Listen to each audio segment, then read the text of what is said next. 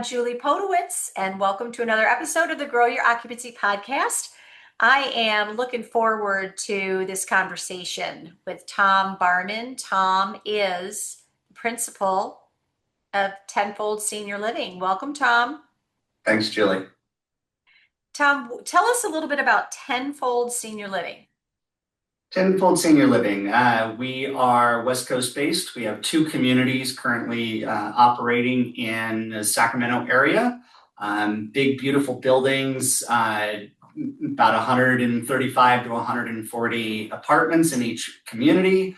We have a continuum of care, independent living, assisted living, and a very small dementia care wing.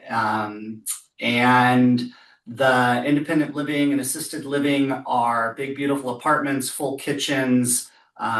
We think about assisted living as a service, not a place. So we are fully licensed buildings and we can provide services to any apartment, but we talk about it as a continuum of IL and AL. And we've been managing our communities since around April of 2020. Exciting time to start a management company, and are in the process of looking at some acquisitions. We've got two other communities that are under development, but currently, as of the day, we've just got the two. And there isn't anything just about operating senior living, Tom. Where did your passion for this business, where did that come from? I've been in the industry for over 20 years. And I think what it really comes down to is creating community. I just love creating community and creating spaces where people can come together. And if we think about those, I mean, we really have beautiful intergenerational communities that we are forming both physically and relationally, both with the team members and the residents and the families, and all of those come together in these beautiful spaces.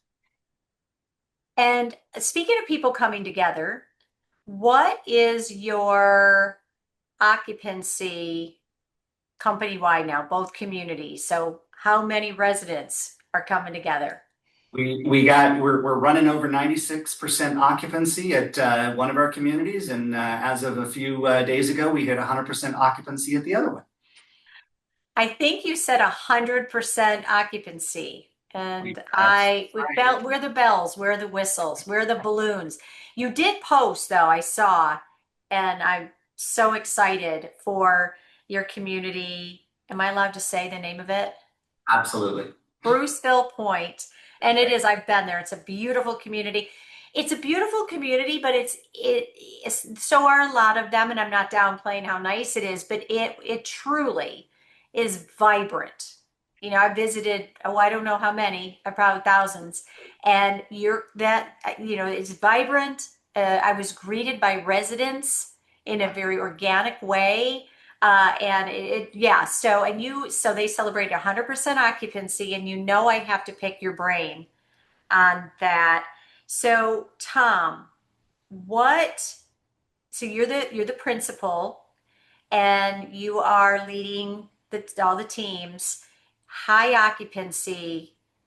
People want to know how you do this. What do you do to reach the pinnacle? If only I knew, that would be awesome. It of course starts with amazing people, right? You have to stay rooted in the people. It is amazing people, and I'm not going to go through and list all the names because there's so many of them. But we've got amazing teams, and as you say, thank you for the compliment on the buildings. Beautiful buildings that really invite that kind of engagement. So you got to start there. Amazing people, right? You do have to start with amazing people. You do. And there are a lot of amazing people in senior living. And what I find to be true is that they're very kind. People who serve in any capacity tend to be very kind, very caring people. But truthfully, there are a lot of kind and caring people that are not 100% occupancy. Yeah. So tell us, what did you do? And for how long? Tell us a little bit of the history, and then what did you do to get this occupancy? Because I know this is your goal, and you hit it, and the team did it, which is just incredible. Yeah. Well, and as you know, we've been working together for about a year and a half now. So I do want to talk about that sales process and that journey and that collaboration. But just to kind of set a couple of foundational pieces in my perspective on marketing generally, right? It starts with the experience, that residents, the experience that families, the experience that team members have in the community. If you don't have an amazing experience, if you don't have an amazing product and service, nothing else works. I had a marketing professor once who said nothing will kill a bad product faster than good marketing. You have to have good marketing in order to sell, but you've got to have an amazing product. So the first thing is to focus on, like, are we delivering at the level that we need to in terms of that product? And so we spend a lot of time as an organization with the whole team, every director in the community, talking about this idea of the marketing experience and the fact that every meal that's delivered, every drive that we do, every activity and event, every service that we provide, like all of that informs a consumer experience. That creates the marketing experience. And so how do we make sure that we are all, I mean, people like talking about Starbucks and Disney, and I'm not sure what the current fad is, but the organizations that historically really outperformed in terms of that delivery of experience, like how do we do that? So I think we have to start there before we even focus on anything else. So I would say that. And then the next thing is, of course, you got to have a lead pipeline, and you have to be bringing in leads that your sales team can work. And so we can talk a little bit about that and how we approach that. And then what I'd like to do is get into a little bit of a conversation about just kind of the sales process. So you're delivering on the experience, and you never sit on that. I mean, I know that you and your team truly continue to look at how do we elevate this. You don't relax. Oh, we're great. And because it really matters to you, your teams know that.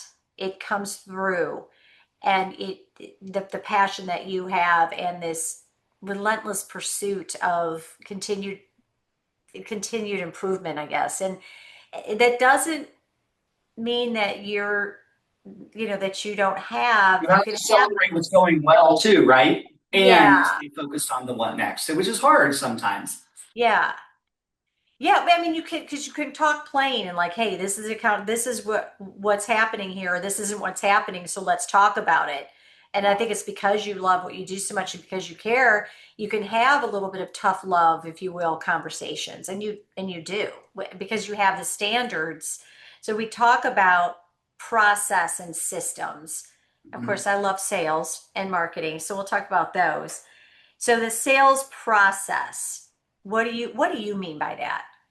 Yeah. So I like to try and be as clear as I can to distinguish between marketing communications, and sales, because these things get all tangled up together. And we got ourselves tangled in that some time ago. So when you have, is everybody clear on exactly what their role is? Are they involved in marketing strategy? Are they in marketing communications? Are they involved in sales? And we really try and focus the term, the role, the title that we're using currently in the communities right now is Community Relations Director, Community Relations Counselor. And we're using those because we are intentionally saying that those are more sales roles than they are marketing roles. And we recognize that within senior housing, that sales role, one, you want to soften the sales language a little bit, and two, that it does involve an element of the larger community in which your building is physically located, and that you have to be having in relationship with that community. So we've chosen that title, and that is distinct from the marketing piece, which we really manage more from the support management office perspective. And so we spend a lot of time thinking about the stories that we're telling and the tools that we're using, the technology tools that we're using to generate the leads to the process. I won't go through all of our cap stack, but I think it's important to be constantly thinking about, excuse me, tech stack. It's important to be constantly thinking about what technology you're using and is it serving you. Nobody likes to do transitions of those technologies, but we went through a transition earlier this year to Welcome Home. We've loved it. It's been amazing. And through that process, kind of reevaluating every piece and how is it coming in, and thinking intentionally about the segmentation, the journeys, all of those pieces as we think about that. And from my perspective, that is marketing and marketing communications, not the roles within the communities. And it's really easy for people to start kind of shifting into different roles, and then you start to lose focus on what's important. And so I think it's important to have that clarity. Yet also making sure there is collaboration so that everything we are doing is sending a unified message. Do we know the story we're telling? And do we know who we're telling that story to? So that when we're doing events in the community, that we're consistent in the story that we're telling there, as the same story is happening in all of our digital marketing campaigns, that's happening on the tours that are happening in the buildings. And so making sure that there is a clear story, that there is unified arc to all of that story. So there has to be collaboration and there has to be clarity of roles. So what do you, the role clarity, and you use the word focus, what do you have your community relations directors and counselors focused in on? If not, so no marketing, right? So what's made the difference there? Where do they focus? Yeah. So I think that's really where our relationship began about a year and a half ago, right? And I was trying to hold some of that with the team and trying to figure that out. And I didn't have the depth of experience. And I also I've got a lot of other focuses, right? And I wanted to have somebody that was consistent and focused on what the teams in the buildings were doing. And you and Lori were able to help us do that in an amazing way. And so, and I'll also just say, going into that conversation, like, I was still a little bit conflicted around the idea of, I mean, you and I have had this conversation. Sales can sometimes feel a little grindy, right? It can feel a little like I just won yesterday and you're grinding on me today about these metrics. And so, like, I think that we have to be very thoughtful about that balance of finding the celebrations, supporting the amazing people that are doing this work, but also holding consistency and focus on what we're doing tomorrow. Because if we take our eye off that ball, then it's really easy to get behind. So when we started this relationship, and you and Lori kind of joined the team, how did you think about that? What was your approach to answering that question? Well, we first look at what the outcome you want, right? We want greater numbers of sales. We want the sales ins to exceed the outs.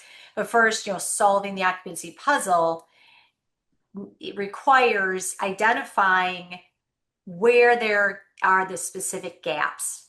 Okay, so we go in and we do a kind of a SWOT analysis first, and learn and meet your teams, and look deep data analysis. We look at conversion metrics. They tell a story. Look at trending. We meet the teams. That tells us a lot, because you started the conversation, Tom, talking about people, and it truly is the right people, the right seats. I mean, there aren't wrong people, but you know what I mean. The right people in the right seats means everything. So we always take that approach. We don't just kind of barrel in with, okay, here's the outline, and everyone goes from A to Z. That being said, there are proven systems and processes and proven approaches, and a recipe, if you will, that we know, your case in point, when implemented, will drive results.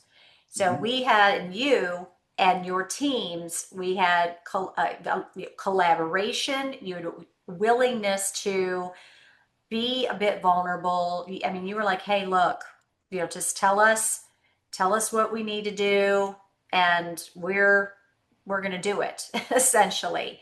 And it's not an overnight thing, as you know, right? And it's not just a straight arrow forward, because we get, you get those the pitfalls and the little gaps that, we kind of think life happens. You have some months where things aren't, you have more outs than ins, but overall consistent moving forward. So we made some shifts in expectations and benchmarks, and that's really important to say, okay, here so many companies don't have, really, it's simply laid out of what you expect of, in this case, sales. Here are the benchmarks, here are the expectations. These are the conversion metrics that you're working toward, and then this is how we're going to get there. And kind of take the system apart piece by piece. A lot of practice. You have a sales community relations counselor at one of your communities who is the perfect example of someone who absolutely dove into that coaching. I don't know how she felt about it, if she was nervous, if she was tentative about strangers coming in, but she has really taken the coaching to heart, and the practice. And she's done some audios so she can listen to herself. I mean, she is the consummate professional who's leaned in and really grown. And it's just like and then to watch 100%, it's tremendous. It really is. No, I mean again, back to the people, right? You have to believe deeply in the people, and you have to be willing to make the commitment to the people. And I feel like too often in this industry, in this area of this industry, we're too quick to write people off if they're not delivering. Mm. And we need to be honest with ourselves around, like, systemically, are we enabling people to succeed, and are we making every effort? What is our responsibility in that process? And so I take that very seriously as part of the dialogue that we set up. So all those things that you said, right? Coming in and being super clear about the benchmarks. And we had benchmarks, but you definitely helped us tighten those benchmarks and get more specific and clear about those. And then you helped us stay consistent in talking about them every week, week in, week out, right? I mean, I've got lots of other things that I'm doing, and so it's very difficult for me to stay with that same consistency.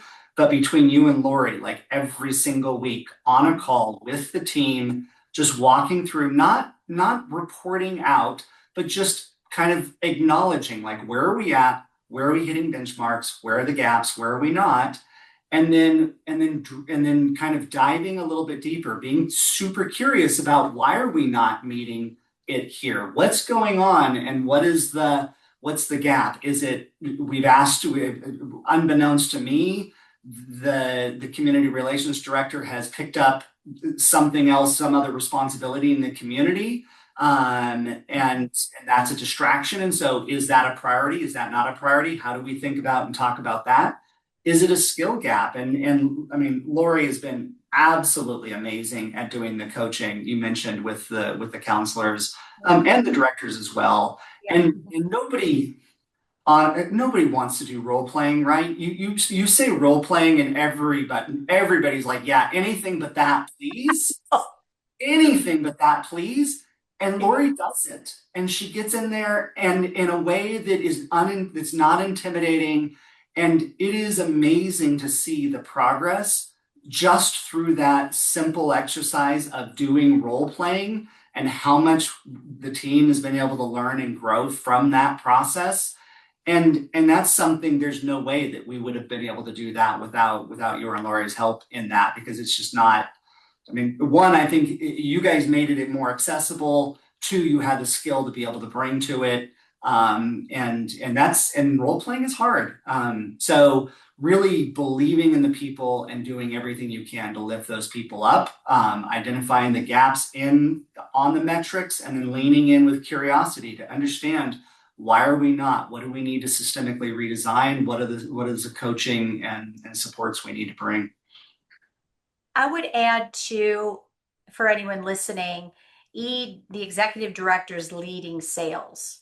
The Mhm. expectation at Tenfold is that, that your executive directors are involved, right? They're in coaching sessions. We do, I've done, one-on-ones to how, because leading it is not a one and done thing, right? Like you said, it's consistency and repetition, and repetition of what? Well, you have to the expectations, benchmarks, the systems, processes, which make all of it. It's to get the wheel turning, right? But if you stop the momentum, the wheel will stop. So that is something that is critical, because yes, you're sales focused, you're revenue focused. Okay, now then that has to trickle down, because ultimately that you're running a business, right? And you have to have revenue coming through the front door. And it's still puzzling to me, the ED it's not one person. It's just that I guess maybe the job is so huge, but that sales revenue coming through the door needs to be priority in running a business. And it's still not, it is, but is it? Are we, I have so much respect for executive directors. Like it is such an oh, amazing job. We ask, I mean, I tell them all the time, like we just ask too much of you. Like it's not reasonable what we ask. And yet we're going to ask anyway. we're going to And ask we need to have more. a respectful dialogue around that, right? And so our team, we meet once a week, every Friday morning as a director team with a couple of the support office team as a group, and just go through a lot of different things. And I start that meeting every Friday morning by just asking each of the two executive directors, what's your occupancy at today? How many more do you need to hit whatever our goal was? And obviously, that conversation has gotten really easy when you're running consistently above 96%, right? But a year and a half ago, when we weren't there, that brought focus to it. We do not do any internal. I do not ask anybody to send me weekly emails of reporting anything, right? Like goes back to the technology. Let the technology be a tool that serves us. If I want to see the metrics, we can see the metrics. I don't need people sending me an email that I'm not going to look at. But in that live call, in that live meeting every week, we just touch on it. And sometimes it's 30 seconds and we move on. And other times it may end up being a half-hour conversation as we dive into, you've provided me feedback, I've seen something, I've heard something, and we just kind of engage in a dialogue around that. To think about like but it comes back, like I think we fall into the trap of reporting without approaching with curiosity and engaged in the relationship and the dialogue. And when it becomes reporting, you're not going to move the needle. But when it becomes relational and when it becomes curiosity and we're really trying to understand like what's working and what's not working, that's when we can start actually making progress. That's a great point. How much time is spent in putting these together, and sometimes duplicative or triplicative and filling. Yeah. So that time, if we're asking, and I agree with you, I don't know how executive directors do it. And then, I'm there saying, send, make sure you're making those thank you phone calls, which is it's all important, right? But the scope is too much for any one person in one day, yet they show up every day. It's incredible. And I did want to say as well something that makes the right people right seat. It's what we cannot coach, but we can identify: drive. You've got to have people in those sales seats, the ED seats, that are driven, just relentlessly driven forward. And they show up, and they can we can, if a really great sales driver can kind of rub a bit, because we're really wanting to drive it. And you got to welcome the rub, because you do want someone from the front who's on the front end driving. And you've got that. You've got that this relentless, okay, we're 96 is great, but we're going to get to 100. That's, how do you as a leader, um like, I want to say motivate, because I really, motivation comes from within, but how do you attract that and just like get, I mean, where do you find people like that? And then how do you keep them motivated? Yeah. I mean, that is the eternal question, and right, another 8-hour dialogue. But you are right. Motivation is internal, influence is external, and I think that it's really how do you inspire and then empower people. People want. I mean, the reality is that everybody in the communities knows how to do whatever their roles are 10 times, 100 times better than I will ever know how to do any of that. And so, how do I approach those conversations again with curiosity and humility to understand that I have a perspective that maybe is a little bit broader, but that they have the more specialized expert knowledge. And so, how do we collaborate together so that I'm not taking away from them? I'm enabling them, empowering them, that we're thinking about how we can grow together. And I think that really, I mean, people want that, right? They deeply, particularly as you say, within sales, where people are already driven, like they just want to succeed. And sometimes we end up inadvertently putting roadblocks in their way by trying to micromanage. And instead, if we can figure out through curiosity where are they succeeding, and where are the gaps, and how can we support and grow them in those gaps, that's all they want. And that empowers everybody to be able to lift each other up. I read a statistic recently: when people feel appreciated Mhm. at work, they produce about 25% more. Mhm. And I believe it. I believe that when people feel seen and heard, they feel appreciated. I mean, I don't know about the 25%, right? But when you, that a lot of times yes, that paycheck's great, but do I show up and people see me and they recognize that hard work? That's the gas that keeps people moving. And then look, not, we also need to take the feedback and the input when there is course corrections. Right. But when you feel valued and appreciated, the sort of sometimes tough love conversations, or those difficult, crucial conversations, are much more apt to happen, and much more apt to be successful, because it's coming from somebody who I know respects me and who Right. appreciates and gets me.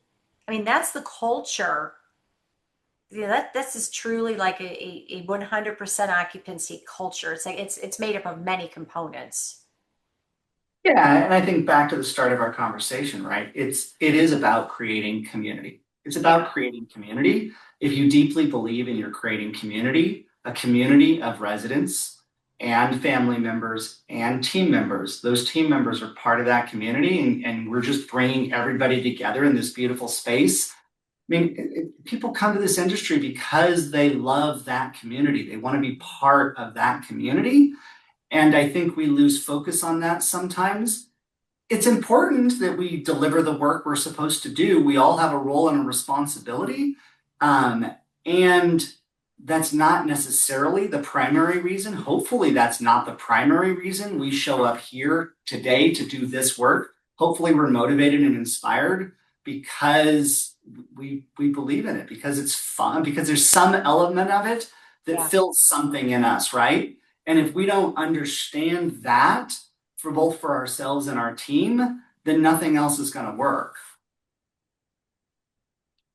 Tom Bahrman, principal at Tenfold Senior Living.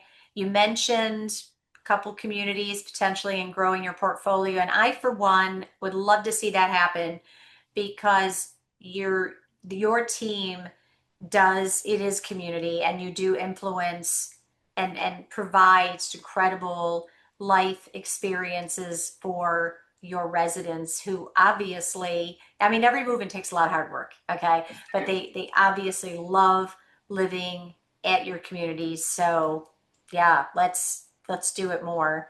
And for everybody else who stayed to the end, listening to the podcast, supporting senior living, home care, and in every single facet, you are so appreciated. And if you'd like to learn more from experts like Tom, like, share, subscribe, so other people, we can really increase our reach and get into the ears of others. Tom, thank you so much for spending time with me Thank you for the today. conversation. I appreciate it, Julie.